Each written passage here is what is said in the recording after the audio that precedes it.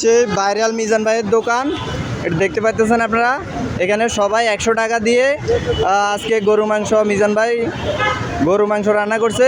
সবাই খালতোবার দোকানে যান, ওটা মিজান ভাই, ওই যে খালতোবার ওটা ওই যে ওটা হচ্ছে মিজান ভাইয়ের খালাতো ভাইয়ের দোকান।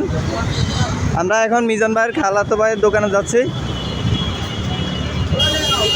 এটা নাকি মিজান ভাই খালাতো ভাইয়ের দোকান। আপনি সে মিজান ভাই খালাতো ভাই?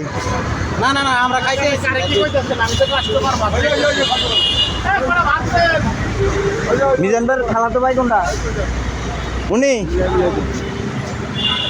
এই যে দেখতে পাচ্ছেন, উনি হচ্ছে মিজান ভাইয়ের খালাতো ভাই। আপনার নাম কি ভাইয়া? আপনার নাম মোহাম্মদ খলিল।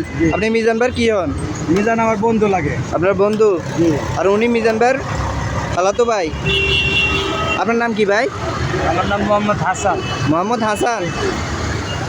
আচ্ছা আচ্ছা। তো মিজান ভাইকে দেখে দেখে কি আপনিও ব্যবসা শুরু করছেন নাকি? কাস্টমার যেটা চাইতেছে এই কাস্টমার ধরে রাখার চেষ্টা করছে। ধন্যবাদ আপনাকে।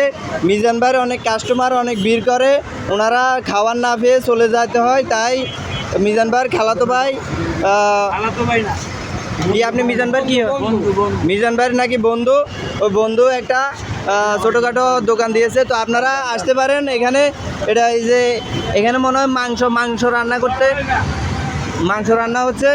এখানে আসলে কেউ খাবার না খেয়ে যাবেন না। এখানে মিজান ভাইয়ের বন্ধুর দোকানও আছে, তো আপনারা আসতে পারেন সবাই। এই জায়গাটা অনেক সুন্দর পরিবেশ। এই যে মিজান ভাই আগারগাঁও ওভারব্রিজের ফ্লাইওভারের নিচে 338 নাম্বার পিলারের পাশেই, অপোজিট পাশেই মিজান ভাইয়ের দোকান আপনারা দেখতে পাচ্ছেন। এই যে দেখতে পাচ্ছেন অনেক ইউটিউবার বাইরে আছে এবং ফেসবুক পেজ, বিভিন্ন ধরনের মানুষ আছে এখানে। সবাই 100 টাকার এই যে খাবার খাচ্ছে টিকিট নিয়ে।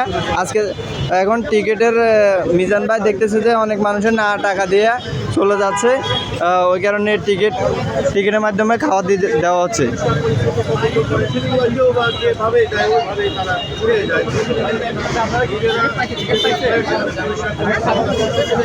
এই যে দেখতে পাচ্ছেন আপুরে আসছে 2-3 জন, ওনারা খাবার মিজান ভাইয়ের দোকানে খাওয়ার জন্য আসছে।